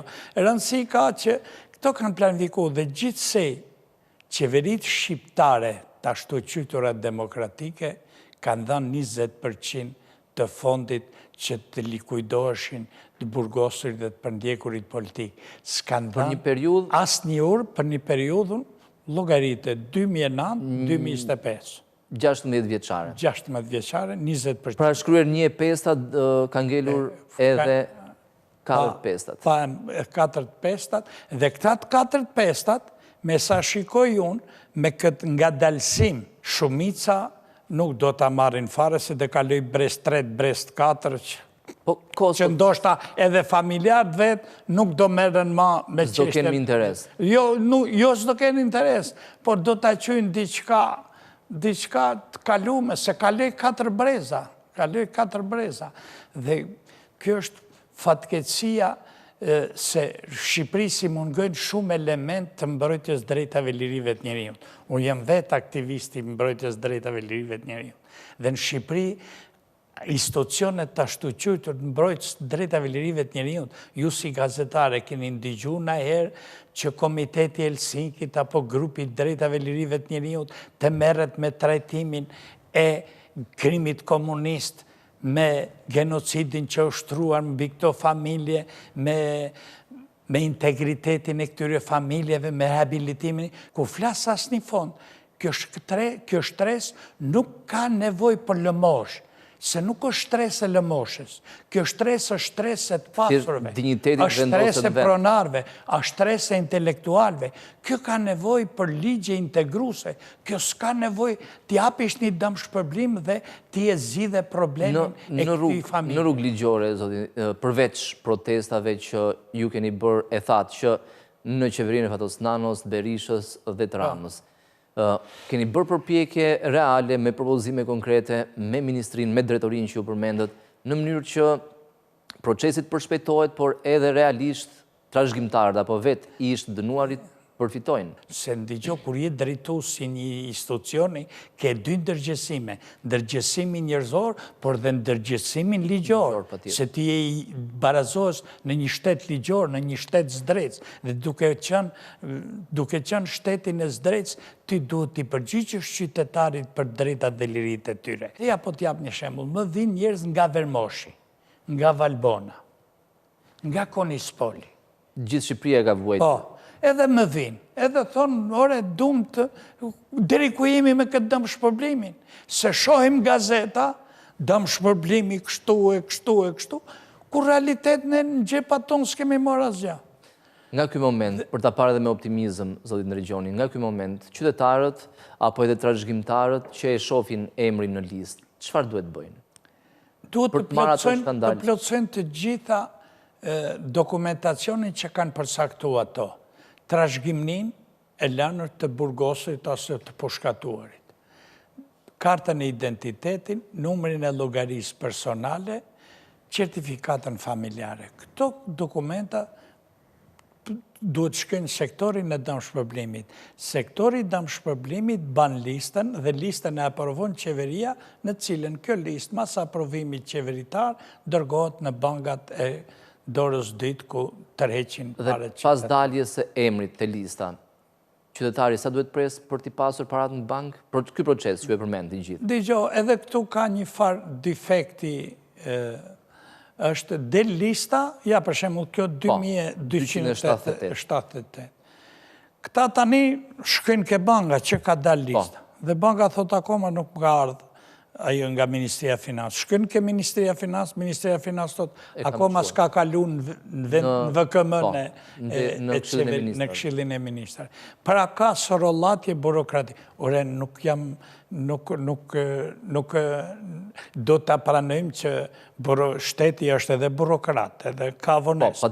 Po duhet jenë vonesa brenda një afati ligjor që edhe qytetari mos rri duke pritur. Tani duhet rrinë qytetari në vermosh, tapi televizorin, qatë në gjojnë e lajmë për çështjen e të drejtës ti, dëmshpërblimit ti, se ai qytetari në vermosh nuk po i kërkon qeverisë punë. Nuk po i kërkon qeverisë mjep një lëmosha, mjep një shtëpia, po i kërkon, thot, këtë drejt ligjore. Ato që takon? Po, ato që më takon ma jep, edhe mos ma vono e para e punës. E dyta është se këtu grupe familjesh po shkojnë drejt largimit nga kjo jetë. Jeta bë punë në vetë, jeta nuk është një shekull. Jeta është... Ecën vetëm parën. Për para, dhe kjo është. Por, ju lutem, me qenë se ju nuk i sqaroni me dokumenta, nuk i sqaroni me përgjigje elektronike, si që pretendoni që i keni futur, të paktën, kur të vinë Tiranë, përgjigjen sa më shpejt. Përgjigju sa më tepër, jepni sqarime sa më tepër, mos i sorollasni, thonja ndigjo, ne jemi ajo pjesë e popullsisë që e pranojmë të vërtetën si që është dhe nuk kemi kundërshtim ndaj të vërtetës. Na thuj, këtë muaj, këtë vit ti nuk e merr dëmshpërblimin dhe nuk është nevoja që të vit të shqetësohet. Në Tiranë. Këto ndodhin siç ndodhin shumë institucionet këtij vendi. Zoti Ndërgjoni, ka kategori brenda këtyre 40.000 ish të dënuarve, ish të përndjekurve? Kategoritë të cilat mund përfitojnë në forma të ndryshme financiarisht, apo është një kategori e gjithë? Dgjoj, ligji është më as strikt sa dhe i smuri apo i moshës 75 vjeç e lartë, nuk e merr dëmshpërblimin, pa e merr barabart me tjertë. E merr barabart edhe me ty që i ri, edhe me mu që mund t'jem 80-90 vjeç. Pra, edhe këtu duhet që rregulloria e Ministrisë Financë të bëjë ca ndryshime. Ka, dgjoj, shumica e të burgosërve politik apo të internuarve politik kanë kalu një skamje, kanë kalu një periudhë tepër, periudhë vjetësore tragjike, dhe ato kanë përfitu dhe smundje të pashërueshme, po të paktën ai që është me kancer. Për çfarë ja marr dëmshpërblimin? Se ndigjo, majtja dëmshpërblimin. Ata që janë më të mëshuar, që mund të kenë smundje të përfitojnë të parët. Përfitojnë të parët të jepet, se nuk është, më falë, nuk është në shumë financiare që dëmton arkën e shtetit. Nuk është dëmshpërblimit për ndjekur politik në zërat qeveritare është ma e vogla që mund të bëhet për njerëzit në nevoj. Ma e vogla që mund të bëhet për njerëzit në nevoj. Pra nuk... Dhe 20.000 individja nuk është... Absolutisht nuk... Në i numri konsideruash. Nuk ka nëj problem financiar që dëmtohet shteti apo dëmtohet ekonomia. Megjithatë, pavarësisht vonesave, zoti Ndërgjoni, ligji është hartuar mirë, përveç kësaj që ne përmendëm, që duhej normalisht përfitonin ata që janë më të vjetër. Ka një defekt ligji i dashur. Ka defektin se nuk përcaktoa fatin e mbarimit. Ska fat për të përfunduar. Thot fillon dëmshpërblimi dhe nuk thot se kur mbaron. Keni pasur negociata atëre? Po kemi pasur me ministra, me ti llogarite një përndjekur politik që kishte fëmin e vllajt të smur, i shkova, ka qenë një burr shumë i mirë, e Ministri i Financave Ridvan Bode në kohët demokracisë, i shkova dhe e tha së mlejon ligjim, ja dhanë, thash t'japim komplet se pun 10 milion shlekt vjetra ishin, t'japim 10 milion, thash se është me kancer në Itali, 24 vjeç. Vajza, thash dhe, thash së mle ligja besim, sonja, vësht t'jap nga gjepi. Pra, kanë bë, ligjin e kanë bë as strikt për dhe ai që e ka bë ligjin, dhe ajo qeveri që e ka bë ligjin, ka bë një ligj diskriminues ndaj të përndjekur politik. Dhe ata që e kanë bë ligjin të kenë faqen e zezë, që edhe sot i shoh në institucionet shtetërore, në institucionet më të larta shtetërore. Duhet parë si është votuar në atë kohë. Po jo, e ka votu qeveria që e kemi votu në nga 35 vjetë, qeveria demokratike. Nuk e ka votu Edi Rama. Të hodhem gjykat kushtetuse ne, edhe e hoqëm ato, dhe atëhere qeveria Sali Berisha bëni një ligj mas tyre demonstratave të fuqishme, po qarë, ne kemi kalu 16 vjetë, edhe janë edhe 70% të përndjekur politik, pa e marrë dëm shpërblimin. Të kuptohemi, pa marrë dëm shpërblimin, se ka morë një kësë, s'ka morë dytin, ka morë dytin, s'ka morë tretin, ka morë tretin, s'ka morë të katrin, ka morë të katrin, pret morit pestin, e kuptonë. Dhe edhe që kanë bërë ajtë sektori dëm shpërblimit? Këta që kanë marrë tretit fill, i kanë regjistru për të katrin, kurse janë këta tjerë që kanë marrë të parin e dytin, e tretin që si kanë marrë, edhe vazhdojnë. Ka dhe janë edhe 1200 qytetarë shqiptarë që kanë ndodhja shtetit për hallet e tyre dhe nuk i kanë dorëzuar dokumentacionin e dëmshpërblimit në Ministri të Drejtësisë. Kam taku Ministrin e Drejtësisë, këtu Ulsimanjen, kam taku kryetaren e Parlamentit Spiro Palin. Po, 5 sekonda në Parlament, të bëhet shtesë 1200 burgosur politik për që të futen në dëm shpërblim që nuk e... Dhe ata po vdesin rrugëve të botës pa marrë dëm shpërblimin.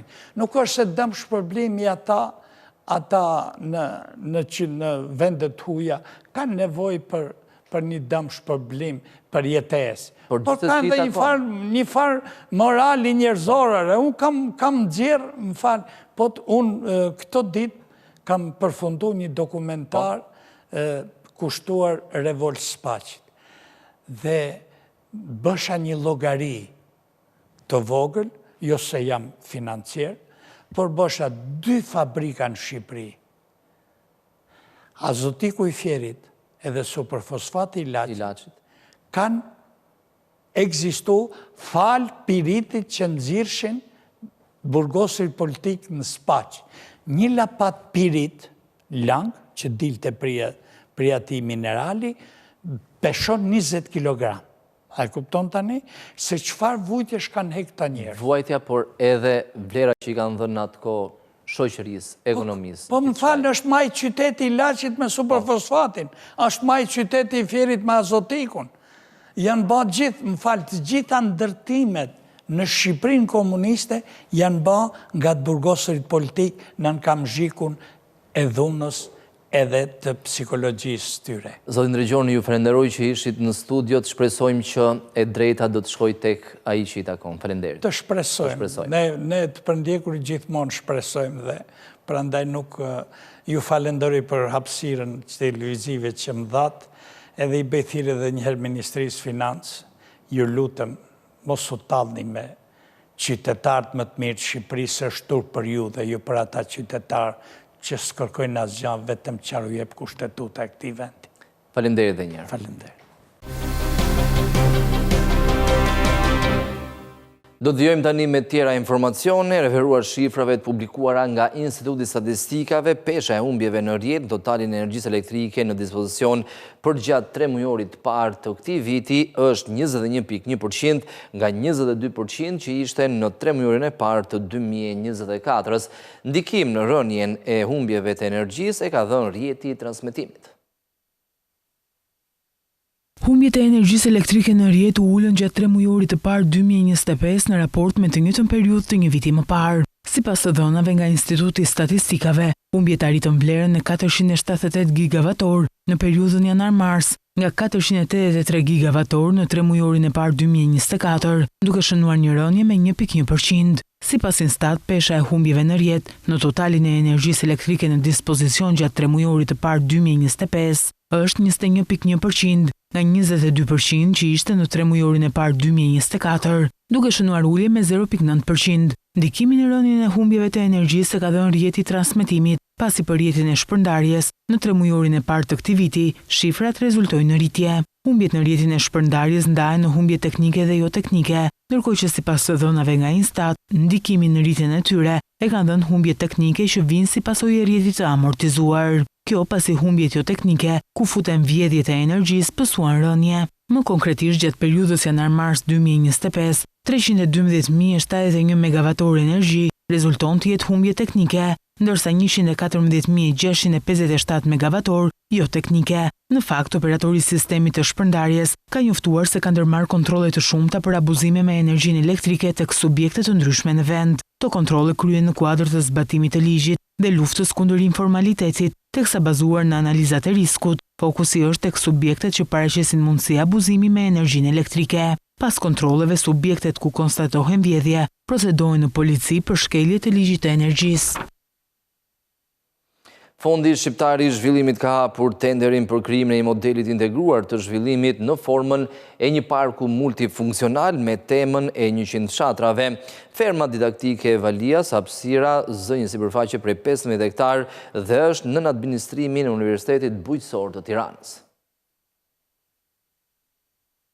Fondi Shqiptar i Zhvillimit ka shpallur hapjen e tendrit për krijimin e një modeli të integruar të zhvillimit në formën e një parku multifunksional me temën e 100 fshatrave Ferma didaktike Valias. Fondi i limit për këtë projekt përllogaritet në 499.725.000 lekë, ku parashikohet të kthehet në një qendër referimi për inovacionin në bujqësi, edukim dhe zhvillim rural. Projekti Ferma didaktike Valias do të sjellë një risi në zhvillimin e zonës e të fermave, por njëkohësisht do të shërbejë institucionit të arsimit të lartë Universitetit Bujqësor të Tiranës për të zhvilluar studentët praktikat mësimore në të. Sipas dokumentit të publikuar në Agjencinë e Prokurimit Publik, gjeografikisht zona e projektit përfshin të gjithë hapësirën midis rrugëve Thethi, Suleve, Kallareve dhe Wilson, pjesë e bashkisë Kamës. Kjo hapësirë do të vijë në një funksion të një modeli të integruar, duke përfshirë dhe aspektin edukativ. Gjithashtu theksohet se ky projekt është konform standardeve bashkëkohore. Hapësira zë një sipërfaqe prej 15 hektar. Kjo sipërfaqe është në administrimin e Universitetit Bujqësor të Tiranës. Ferma e parë didaktike në vend do të shërbejë si fermë didaktike eksperimentale për nevojat e Universitetit Bujqësor të Tiranës, ku do të përfshihen pedagog, student për të zhvilluar edhe procese eksperimentale në këtë hapësirë moderne. Ky ishte dhe informacioni përgatitur për ditën e sotme në Skan Live. U fokusuam tek ligji antiduan që ka hyrë në fuqi në vitin 2007. Me kalimin e viteve ka pasur disa amendamente, disa ndryshime për mirë, por megjithatë sërish kur jemi 19 vite pas hyrjes në fuqi të këtij ligji, sërish ka hapësira për përmirësim, sepse produktet ndryshojnë, por njëkohësisht edhe qasja e njerëzve ndaj produkteve të duhanit ndryshon.